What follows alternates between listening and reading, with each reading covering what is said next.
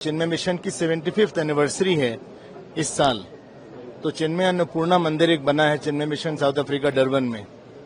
तो उसके लिए प्रधानमंत्री श्री नरेंद्र मोदी जी के शुभकामना हमको चाहिए थी।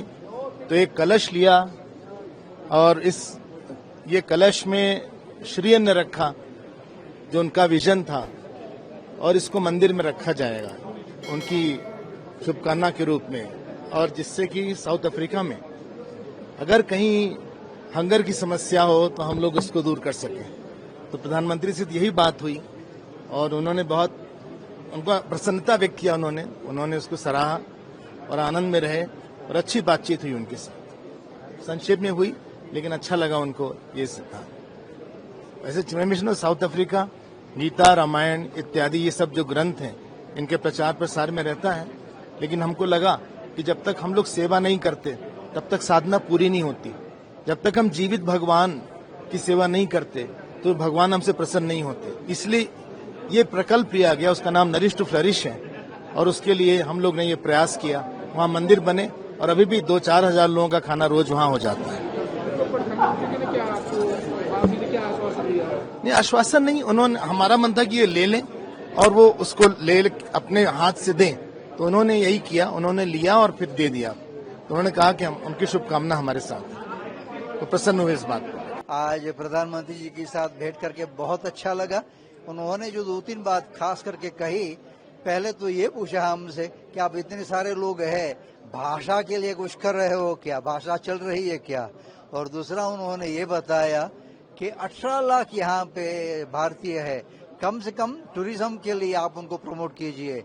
हर साल एक आदमी एक बंदे को भेजेंगे भारत के प्रवास के लिए, तो भारत में टूरिज्म बढ़ेगा। और दूसरा उन्होंने ये बताया कि जो यहाँ से 5-6 पीढ़ी से यहाँ से लोग जो है उनके साथ एक स्पोर्ट्स का आयोजन किया जाएगा, ऐसा भारत सरकार का इरादा है। तो यहाँ से वहाँ जाएंगे, एक टीम बनेगी, और उन्होंने ये बताया कि भारत को इस प्रकार से प्रमोट कर सकते हैं। ये इनका खास कहना था।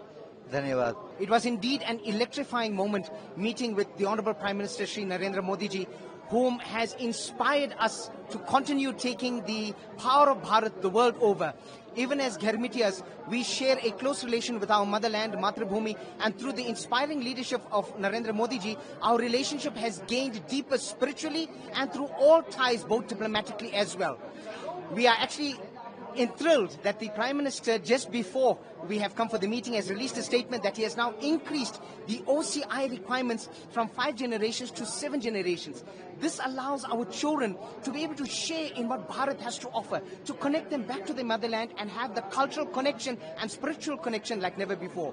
This has also allowed the Honorable Prime Minister to ease up on the actual requirements required, so that it makes it easier for our children to experience the bliss of Bharat. We continue to get inspired by the leadership of Prime Minister Modi ji, and we continue to work on the ground to ensure that everything that we have learned and been inspired by Bharat continues to shape the lives all of us here in South Africa and the world over. So thank you, Prime Minister Modi ji. Welcome to South Africa, and we wish you a constructive dialogue in the G20 discussions, and look forward to your leadership in the future. Dhanyawad.